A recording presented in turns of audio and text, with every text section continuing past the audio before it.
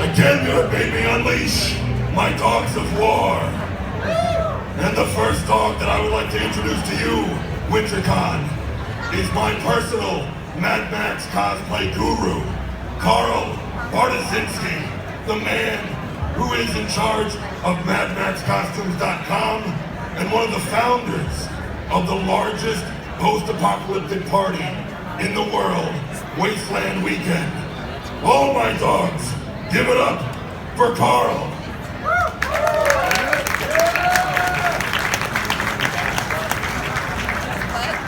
Thank you guys, it's really great to be here. What an amazing panel we have for you today. And what an amazing reunion we have for you today. It's been 35 years since the making of Mad Max 2: The Road Warrior, and it's also been about 35 years since some of these guys have seen each other. So this is a really amazing thing here today. There have been 4 films in the franchise: Mad Max 2: The Road Warrior, Mad Max Beyond Thunderdome, and of course Fury Road, which came out last year. I still have to say that as awesome as Fury Road was, I still think Mad Max 2: The Road Warrior is still my favorite film of them all, right? It's just such a classic. It's a post-apocalyptic Western samurai film. It was back in the days when you didn't see a lot of visual effects in films. Everything was done in camera. It's just a very, very classic, wonderful film. So, I'm going to begin introducing the actors we have here today. They flew from all over the place: Los Angeles, Australia, the UK. I myself flew from Los Angeles just for this, to be here for this. It's very historic. All right, so our first actor, introducing Vernon George Wells, who played Wes in Mad Max 2: The Road Warrior.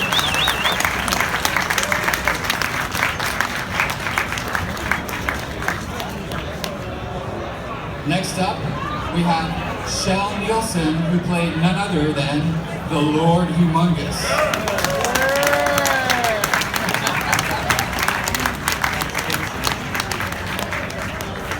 Next is Emil Minty. You might not recognize him, but he was the feral child in the film. He was only 8 years old at the time. Next, we have the beautiful Virginia Hay, the warrior woman. And last but not least, Bruce Spence, the Gyro Captain, also Jedediah in Mad Max.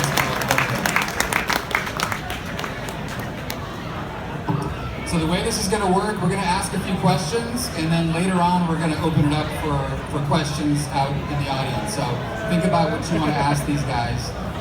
I think the first question we're going to ask is, if you guys are all ready. It's been 35 years. What do you all think about what the movie has become over the last 35 years? And what do you think about all the fandom and all of the celebration of the film? Personally, I think they're all bloody insane. Seriously. I think it's amazing. I don't know about the rest of them, but when we made this film, we thought it was going to be a wonderful little film. Nobody, I think in their wildest imagination, thought that it would become the phenomenon that it became. And it's funny because it works in 2 ways. To be in a film like Mad Max, like Road Warrior, is an amazing experience. It's an amazing thing to be involved in. The other problem is it becomes this big millstone around your neck that everybody expects that's the only thing you can do. So it's very difficult as an actor for a while to get a job because people are looking at you as Wes, which the only time I'm Wes is on the freeway in Los Angeles. Then I'm very much Wes. But the fans, I adore them. It's really cool to come to shows like this where you get to talk to all you people, find out what you think about us, what you think about the film. And that is really the good thing about it, because without you, we don't have a job. So we owe you a debt of thanks, and you guys keep buying our fucking movies or we're going to come down and get your asses. He's absolutely right.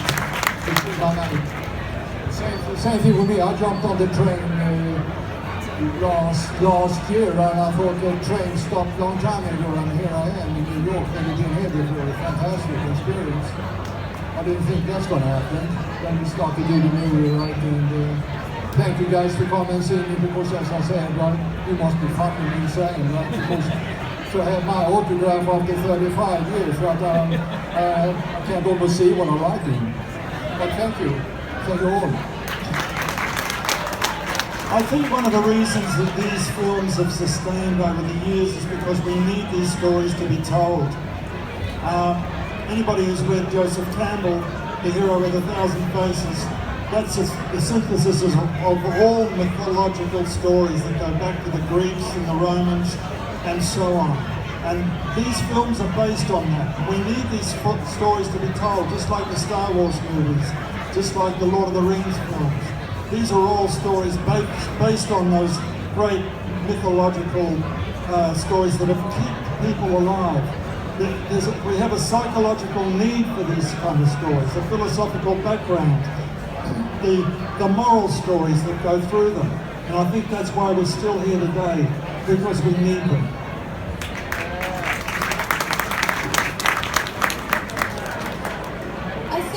One of the wonderful things about Mad Max 2, in particular Road Warrior, is that it never aged. And even though it's 35 years old, if you've never seen the movie and you watch it right now, it seems as fresh as the day it was made 35 years ago. There's nothing in it to date it. Bruce said something very interesting last night at the Q&A, that the original Road Warrior was based around petrol. What do you call it again? Gasoline. Tell that story. Tell the story. I think George Miller, the director and also the conceiver of this whole storyline, he's a very prescient man. He looks at the present world and sees what the future might hold for us. And that's why those early films were based on gasoline being a rare element, something that we fought for. That we were desperate for, because we needed that our survival was based on it. Yeah, our survival was based on it. And today, Fury Road continues that line, except it's no longer gasoline, it's water. And anybody who's familiar with a thing called climate change, that's where George is basing his new trilogy on. Water is the valuable thing. Water is what everybody's fighting for. I just wanted to add on the initial question about the fans and how you guys are still here, and I want to thank you guys as well. I was a little character, and I can't believe that when I was 8 years old, that even today, 35 years on, you guys would be here and showing up and getting my autograph. And I think it's pretty amazing. It's quite humbling. I had a little kid here come up and get my autograph. His name's Alex, if you're out there. And he was just looking at me like, wow. And I signed an action figure for him, and I said to him, who's that? And he said, it's you. And I said, I thought it was you. And he was just gazing at me, and I think that's amazing. So a new generation of fans, I don't even think he's seen anything. I think his dad's going to show him later on. But that's amazing to see that it's still living on. So yeah, glad to be here. Thanks, guys. We really love your support. We love you as our fans, and we really appreciate the fact that you still love the trilogy. All of the 4 Mad Max movies rock and I'm a huge fan too. So from one fan to another, thank you. Very nice. So I'm curious, at what point in time was there a specific thing, a specific incident that made any of you realize this was no longer just a movie, this was something bigger. This was a whole new genre being opened up, and you were a part of that. I can tell you that. It was when somebody phoned me up from Sweden when I was living in Australia and wanted to have an interview with me and told me how big it was in Sweden. And when I read in the magazines over in Sweden, I was the best actor ever at, and I couldn't understand nothing. peanuts, right? And I still don't, because I wasn't. Right, but at least I wrote it down, not just printed. And I wrote magazines, right? It was Men's Magazine, right? And they wrote up in 100,000 copies, and it went on 2 days, right? So it was it's extreme, right? And the movie was so popular over there, so you couldn't believe it, right? But I didn't know because I was working on my dream.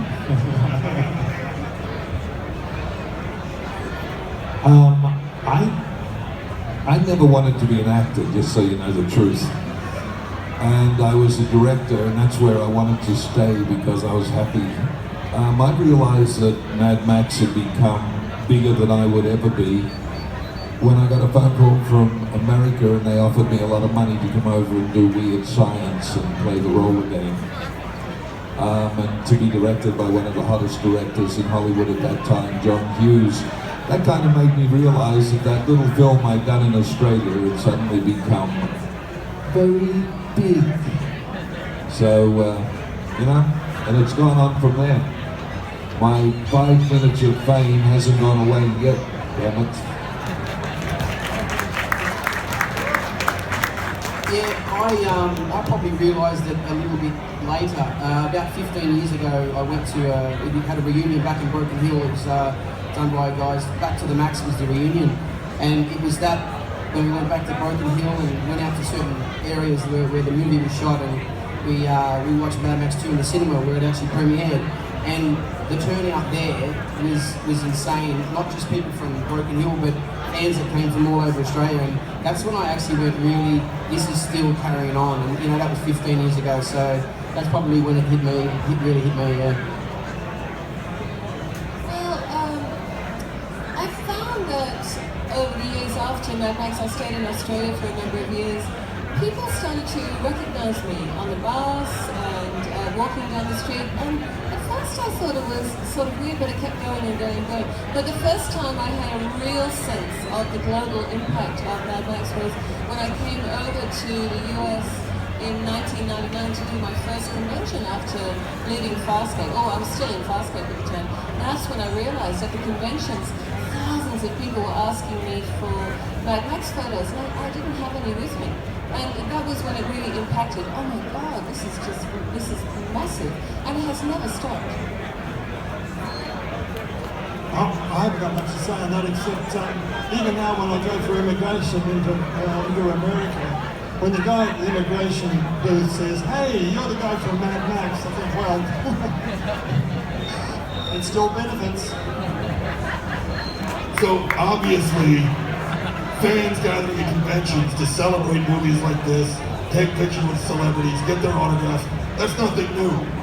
What is rather new on the horizon is cosplay, recreating the costumes and the characters from these movies.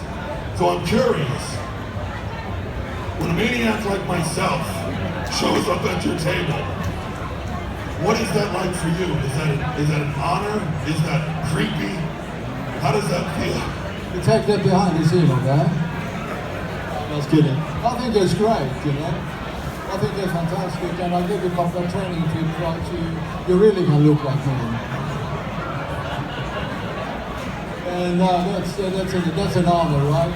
Because nobody knows I did that match, right? And it's bloody embarrassing to always say, hey, it's me, the man behind the mask, right? So I have to tattoo it on my arm, right? At least I have something going for me, right? And it's doing it.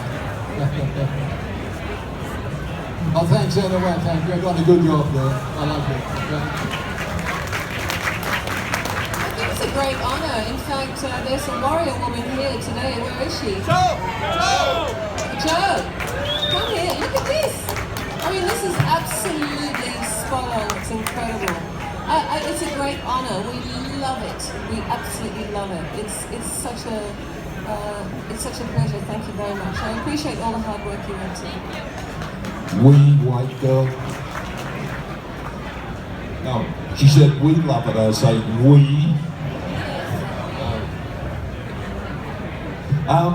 I find it really interesting because It's very rare that I see someone that actually wears the full costume that I wore, which means that they've got the arse.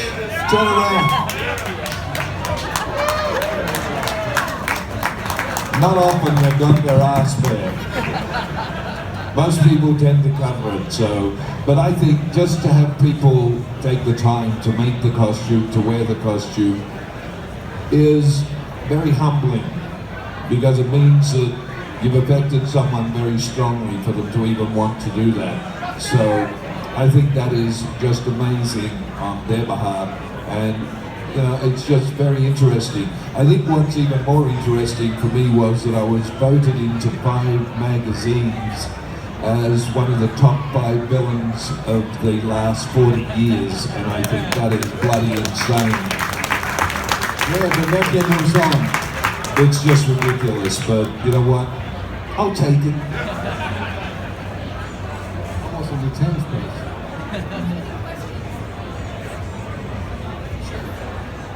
I understand there were a lot of rewrites during the filming of the script. Is there anything that you remember filming that didn't make it into the final cut?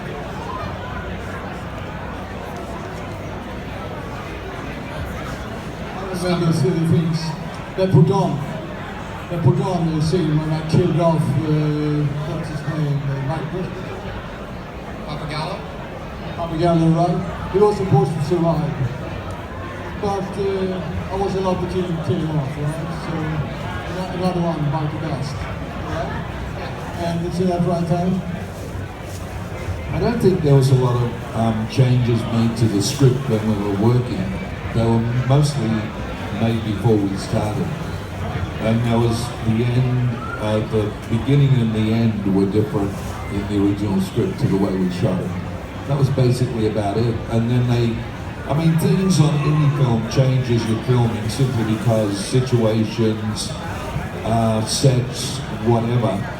So they have to modify things. That happens a lot, but I don't think there was, I don't know, Bruce, was there any major changes made? There's a small change in the chase.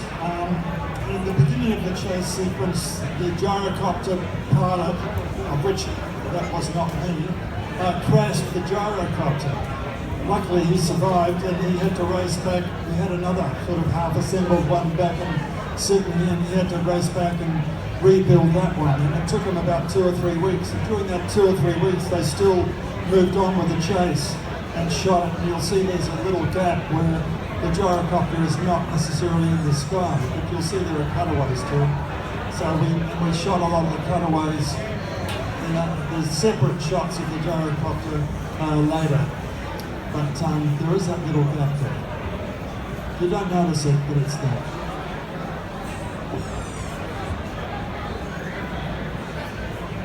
Questions? Sure, yeah, we'll take questions in a minute. How do you guys feel about the new film, Fury Road? Do you have any feelings on the new film? Have you seen it?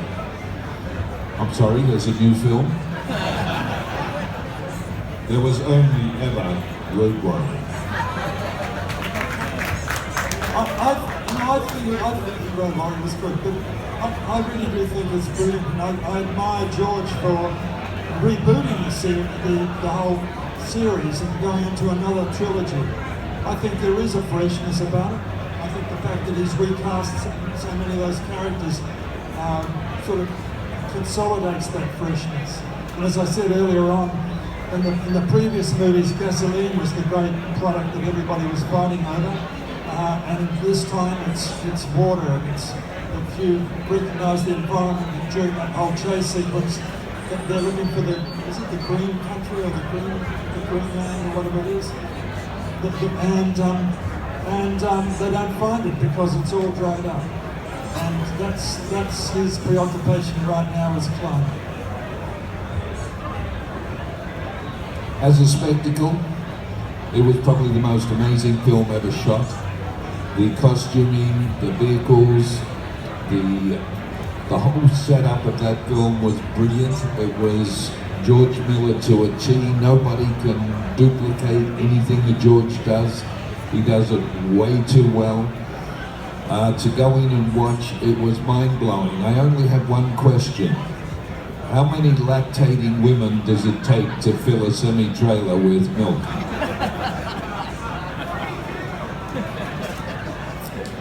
We're going to have that as a quiz at the end of the session, okay?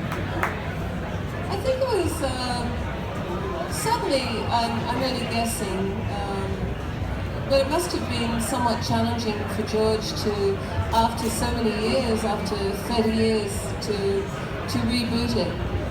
Knowing that the most popular film of the trilogy was Road Warrior, Mad Max 2, out of the three.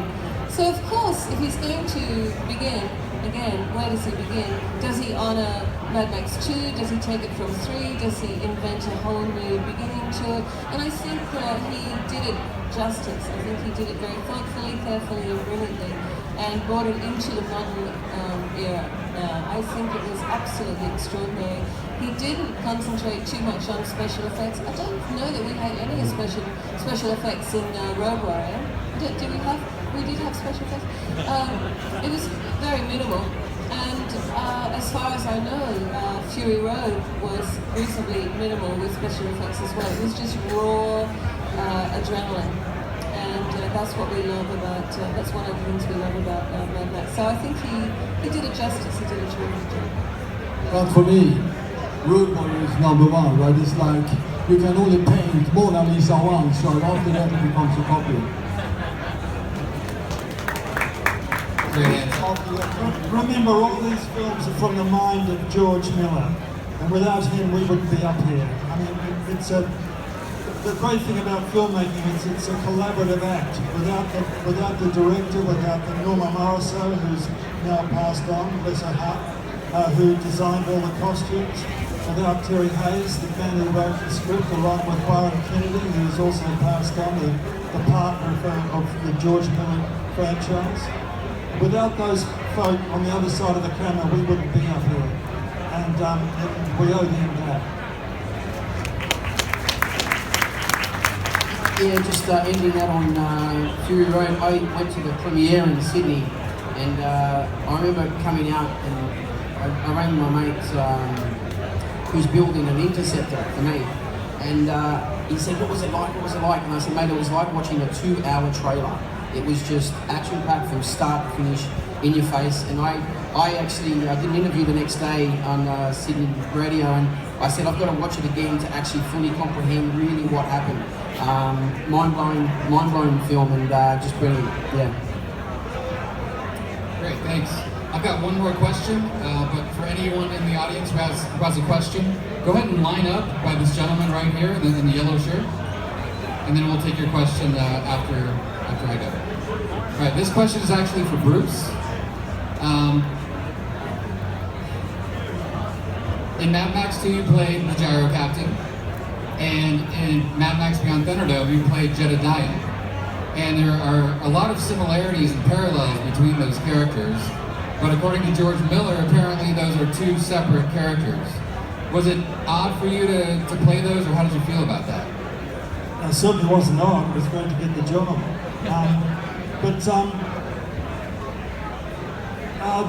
That's the way he presented it to me, that they were separate roles. And I was hoping to create something different, but I guess I am me in the way.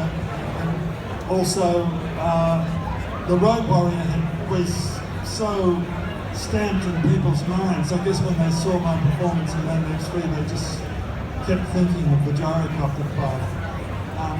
But I treated them both quite differently. All right, thank you. All right, we'll start with some audience questions. We touched on the impact Mad Max has had and what we're doing now, but to take that a step further, you may have heard of a certain event called Wasteland Weekend, where fans literally gather in the desert, no phones, no lights, and motor cars, in a literal celebration of the Mad Max world. Would you like to comment on the amount of madness or craziness and that amount of dedication from the fans?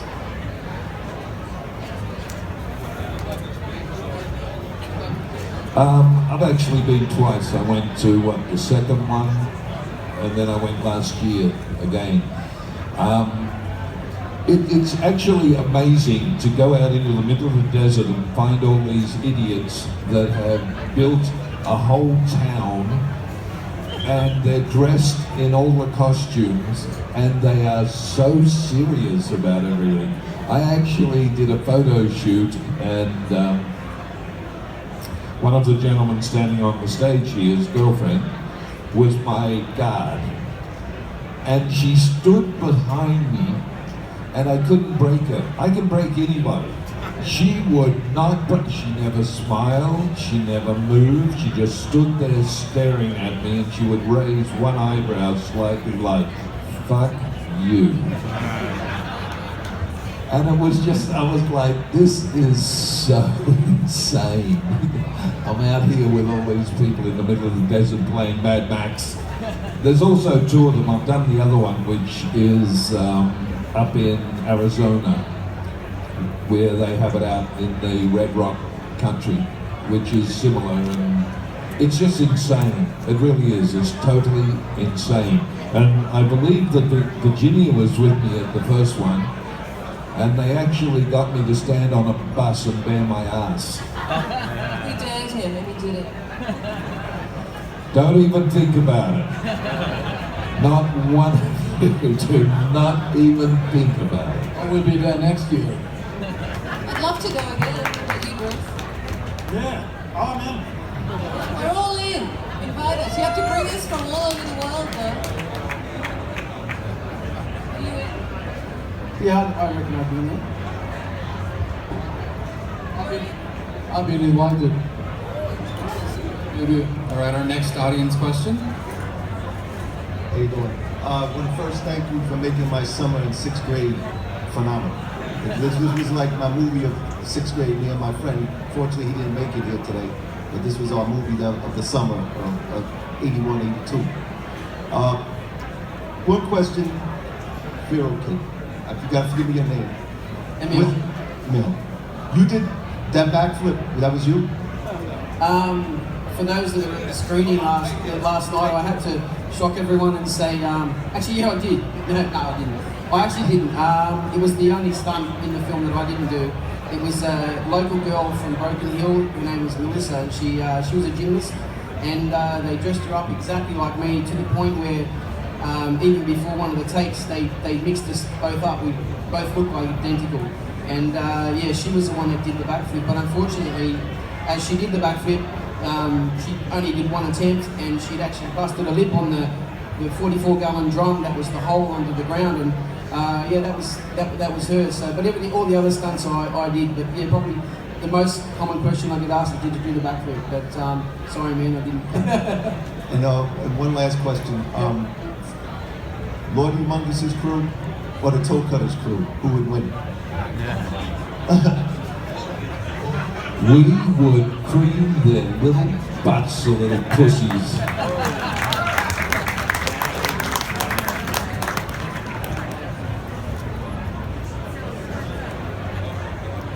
Hello.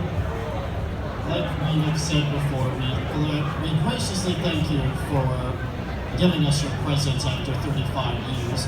I was born in 1996, so I did not get to see the second Mad Max or the first or the third, but I did get to see Fury Road, which I thought was phenomenal, and like you said, George Miller, his brilliant mind, did rejuvenate the series. Also with Fury Road, it also sparked controversy, as people said Furiosa was more dominant of a character than Mad Max himself, which people took offense to. What is your personal stance on that subject? All of us? Yes. Well, that was that person's private opinion. That's actually not my opinion. My personal opinion is that she did an incredible job, and she showed a marvelous strength. George was an innovator.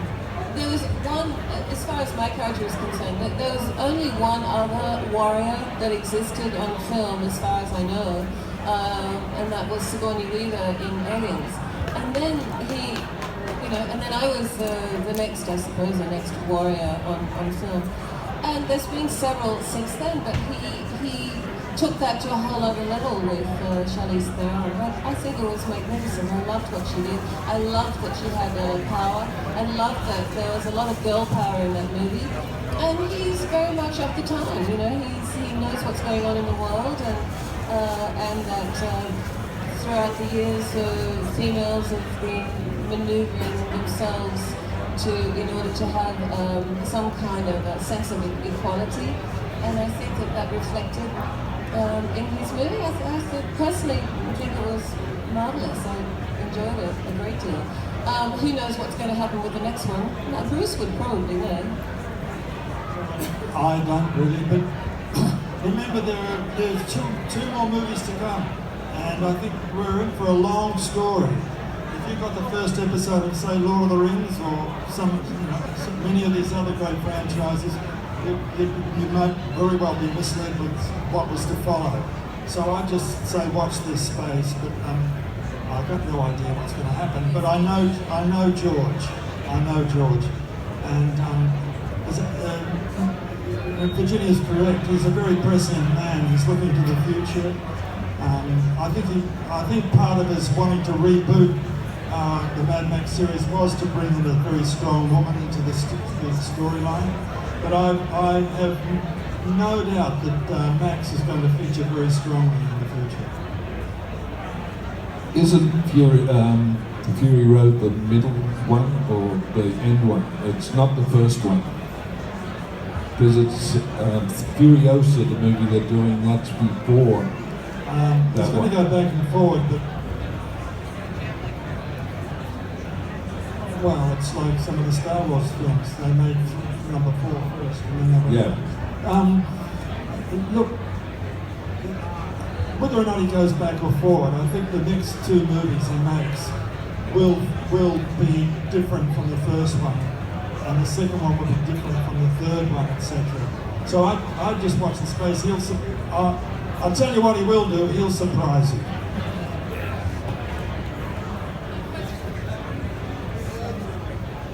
Anyone else? Any more audience questions? Oh, come on, get your butts up and ask a question. You're not that lazy. All right, here comes another one. I just want to know, like, after you guys got dressed up to do the movie, did you guys look at yourselves and say, what type of movie am I really doing? I mean, did you realize, wow, I'm getting my head shaved, mohawk and all this like type of clothes that you're wearing? Wow, this is just crazy. Actually, my head was shaved a month before we started doing the film because my head had to get used to the sun because you get awfully sunburnt once you take your hair off. And you've got to remember that in that time period, walking around the streets of any city, including Melbourne, with a mohawk was not quite the norm.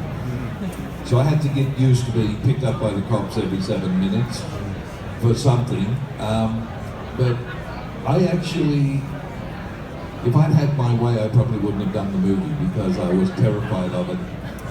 And I never saw the costume until I was in Sydney for a costume fitting, and they wouldn't let me see it. They shaved my head, put the costume on me. All I could see was the front and where my codpiece was. And they walked me over to George Miller's office and took me in. And I think Bruce and Virginia would know this about George. He has a great way of talking to you if you're saying something he doesn't care about. And when I walked into his office, I said, I really don't think I can do this film, George. He went, uh-huh. And I said, no, seriously. And he went, uh-huh. And he said, can you turn around so I can see the costume? So I went, oh, okay. So I turned around, and of course I got a bare ass. And I said, I don't think I can do the movie, George. He went, uh-huh. And he said, turn back. And as I turned back, there's a full-length mirror on the wall, and all I saw was this character in the full-length mirror, and it scared the living shit out of me. And he went, that'll work. For me, it was a little bit easier because I was a bodybuilder, and I like to show my body. And to walk around without clothing in front of all those people, great. What an ego trip, huh? Can you imagine? Also, a lot of actors, where children, we love to dress up, we love to play make-believe, so it's the biggest thrill to get to play those kinds of characters. We absolutely ate it up. Nobody's got nothing to say. No comment. Yeah, as far as my costume goes, look, I didn't really put it on and then look at myself and go, this is sort of crazy. But what I did do is I got straight into character because, even I said last night, I was quite feral as a kid anyway. As an 8-year-old, I was pretty wild, so my costume suited me perfectly, except it was freezing cold. And I came up with the idea to put on Ugg boots and then wrap skin around them just so they kept me warm. But I had a great time on set in my costume because I could get dirty and it didn't worry me. I was, I could just play around and I wouldn't be out of continuity. So for me, I had a great time in my costume. Yeah, good question. I want to know, did you get a chance to get the prop of the boomerang? Yeah, look, there were 3 boomerangs made for the film. There was the one that you saw me throw, and after I killed this guy's boyfriend, the blood all over it, and you see me show it off to Mel. That was the sort of pretty much polished one. Then there was another one that had some holes drilled in it, and because the scene where I caught the boomerang, they were trying to throw a wooden one at me to catch, and I couldn't catch it, so they had some holes drilled in it and some fishing line going up to a motor that ran along a boom, and the guy just pressed the button and it just spun around and they directed it into my hand. So that was the one I got to keep. Byron Kennedy, the producer who's passed on here since then, he gave it to me on my last day. The 3rd boomerang was a wooden one wrapped in alfoil. That was the one you see flying around in the air. So I've got the stunt one, the original one, the one that was polished, that's up in the museum in Silverton, the Mad Max 2 museum, and who knows where the alfoil one ended up. Any other audience questions? Here's a question for Virginia. What was it like pointing a live bow and arrow at Mel Gibson's head? Well, I know it sounds extraordinary, but at first we didn't even think of it. I mean, nobody on the set, behind the scenes, or in the cast, no one thought about it really. I just had literally a live bow and arrow with a metal arrow. It was a real compound bow.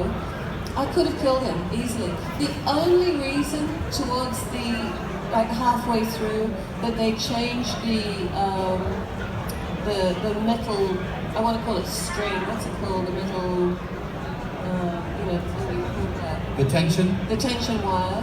They changed that to rubber only because it's like a 30-pound pullback, and I had to hold it back so much when I was aiming at Mel and aiming at other people, and my arms used to shake and it was hurting. So the props department changed it to a rubber band, but that was only halfway through, so I did half the movie with a live weapon pointed at Mel Gibson's head. But we didn't even think about it. It wasn't until 20 years later someone at a convention said, "Oh wow, look, there's so many photos of you, pointing this arrow at his head, and don't tell me it was live. Surely it wasn't live." I went, "Oh my God, actually it was." So yeah, that's extraordinary, but it's true. Another question for Bruce. In the movie, you're introduced jumping out of the sand at Mel Gibson. What do you remember about that experience of being buried in the sand? Well, that was the first scene I shot in the whole movie. I guess it's good because that's the sequence. We had a number of goes at that because they buried me too deep. And as you can see, I had to get out pretty fast. And I couldn't move, I couldn't lift all this sand off my body. So we had to make a little shallow. And I had one of those, what do they call it, those scuba little plastic breathing apparatus to breathe under the sand. It was great, except also on the first one I couldn't hear action. Because the sound, when you're buried in sand, you can't hear much. But, and they undercranked the camera, so there's a special effect, so it looks like I'm coming up pretty fast. But George had all that in mind. I couldn't figure out how he was going to make this look so spectacular, and he did. And I was really overwhelmed by it when I saw it all cut together. It really worked superbly. But you had the best costume on us all. Sorry? You had the best costume on us all, but it didn't matter how cold it was in the morning. When I saw you in those yellow long johns and those pink shoes, right? Oh, it kept me warm. I'll tell you, I was freezing. I was freezing. This is winter up there in the desert country. Anyone who's been in the desert in the middle of winter, it's cold. It hasn't been that cold for 120 years, they told me, right? And I stand there without clothing on, right? And everybody said, was that nice in the desert, sun, hot, everything like that. -1. I looked out when I saw the frost on the grass, and I got to put that costume I had on, right? The only thing I said right between the take was, oh shit, oh shit. And the still photographer, she asked me, why do you always say, oh shit? And I said, take your clothing off, I want to hear what you say. I must say, that first scene, just going back to that first scene coming out of the sand, when you begin a movie like that, you're still finding your character, and even coming out of the sand and all that, don't hurt the snake, and, I've never seen a man so fast as that and all that kind of stuff. I beat the snake before, all that kind of stuff. It's gradually through that scene my character is growing. And it's the relationship between myself and Mel that's being established. And that more than anything was where I created the character. And it's where also it's very much like a Western. It's the world in which I've started to find myself. It was like shooting a Western. We've got about 5 more minutes. We've got, looks like maybe a couple more audience questions. This question is for everyone. When you were filming the film, what are one of your fondest memories, either on or off screen while filming? Yeah, my fondest memory was the night that George Miller said, cut, action, piss off. Just kidding. My fondest memory was of Mel Gibson, believe it or not. He turned up in my motel room in a tatty old bathrobe, wearing a pair of bunny slippers, because his phone didn't work and he wanted to ring his wife who'd just given birth to his first child. And I thought that was the most amazing sight I'd seen on the set from beginning to end, was Mel Gibson in bunny slippers.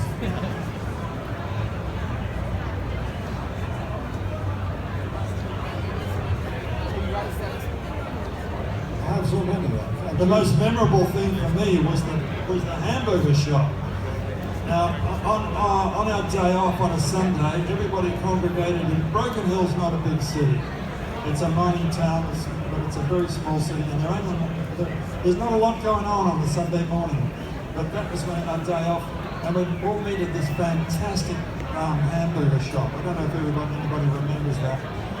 Now, if you're familiar with beetroot, the red dark beetroot, they used to have hamburgers with beetroot, and it was a nice beet, is that what you call it? Anyway, it was a real meal with potato fries that were big and chunky, and great milkshakes. But everybody used to congregate there, and we just used to socialise. That was fantastic. I mean, I loved the shoot. I loved working in front of the camera. But there were great times held there. That's when you got to talk to all the guys behind the camera operators, all the set designers, all those people that you hardly see when you're performing in front of the camera. It was great. It was a real lot of camaraderie that went on there everywhere. That's when you're reminded that you're a part of a big team.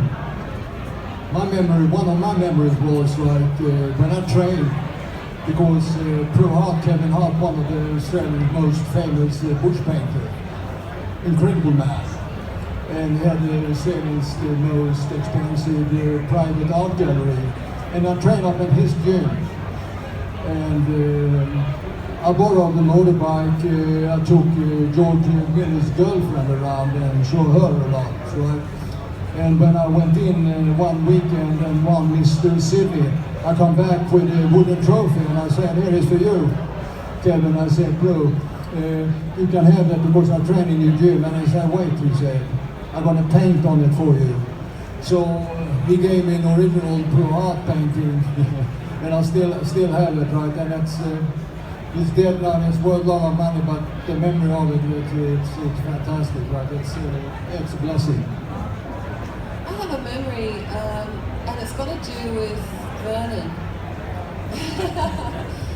I remember flying into Broken Hill for the very first time. I just found out I got the job, and I had to be in, let's say, on a Wednesday, and jumping in a little plane that was not a jet-propelled plane, it was a propeller plane. And I think it was just like a 20-seater, very small plane, and landing on a dirt strip and getting into four-wheel drive and going off to what I thought was the hotel. I wasn't sure what Broken Hill was like. I thought we were going into a little city. As we're driving along, and there's nothing for as far as the eye can see except red dirt everywhere. I mean, really beautiful, stunning landscape. And tumbleweeds, that's about it. Yeah, and so the next thing we see is a dust storm up front, and the four-wheel drive had to stop. And the driver says, "Hey guys, we're just going to stop and wait for this to settle a bit, so just hang in there." And we're looking at this thing, and there's smoke. This like dust storm is coming closer and closer and closer. And looking at it, I've never seen a dust storm like that before. And suddenly I saw a figure in this dust storm, and we're still sitting in the car, backing towards us and bending over and walking backwards. Suddenly I see this bare butt. I'm thinking, what kind of a town is this? This is incredible. We're in the middle of nowhere, and I'm seeing this guy in leather chaps with bare butt. Then I see a mohawk. I'm thinking it's the inhabitants of Broken Hill must be incredibly cool. I've never seen anything. I haven't seen any of the costumes. And actually it was Vernon Wells playing Wes backing out of the scene. We're actually on the set, and the dust storm was just a smoke machine. So I thought that was my first memory of, here we're thinking we have a dust storm, but in actual fact it was the smoke from the set, and Vernon was backing out of the scene. All right, we've got to wrap it up here pretty soon. And he has one a more butt quick like question. freshly baked loaves of bread. He's waiting for me to 2 freshly baked round loaves of bread. Chunky little round butt cheeks like this. Yeah, the going off the fond memories. I'm going to add to something similar to back at that cafe. Bruce, was that the Kookaburra Cafe? Yeah. This is the day that we're doing the scene on the back of the truck, and the masked marauder, the bear claw marauder, he's on the back of the truck, and I'm hitting him with the shotgun and bite his arm. That was Guy Norris, the stuntman. Now previously he'd broken his leg, so he was in plaster when he did the stunt where he hits the buggy and fires over. So we're doing that scene on that truck, and I'm saying, he's got a plaster on. Anyway, at the end of that day, we walk on into town, back into the Kookaburra Cafe, and Guy said, Emil, look, we're going to go in and play a prank on the guy behind the bar. And he said, just follow my lead. So we go in and we walk in there and we order, a smoothie, and he starts an argument with me, and he starts yelling at me and starts grabbing me, gets me in the headlock and starts kicking me into the bar, my head into the bar. But he's using his plaster cast. Now the guy behind the bar started freaking out. He's going, leave the kid alone, leave him alone. And we both burst into laughter, and that was a great prank. And that's one of the memories that sticks out in my head. Can I just say one thing? I think the one thing that we're all forgetting is that sitting on this stage is one reason why that film was so successful. 35 years later, most of us haven't seen each other for that long. Every one of us is sitting here, we're like old friends, we all love each other, and that's what the movie was about, and that's why it's so bloody good. Right here. Awesome. Okay, we got to wrap this up. Just to finish this off, if you would just right in your face when you saw all the guys, right? I get the tears in my eyes. I've got sore flat thumb. If you would humor us, it would mean a lot to us, I think, if you could just recite a couple of words from the film, from your character. You can run, but you can't hide.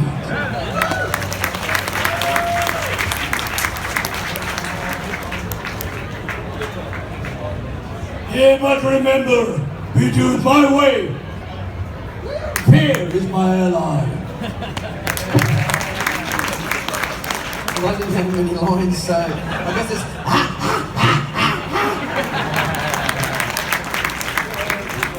We fight for a belief. I stay.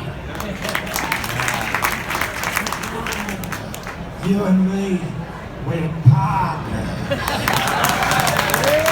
Wow, amazing. Thank you guys for joining us. That's it. We gotta get off the stage. thanks guys. Have a great time. Have a great time.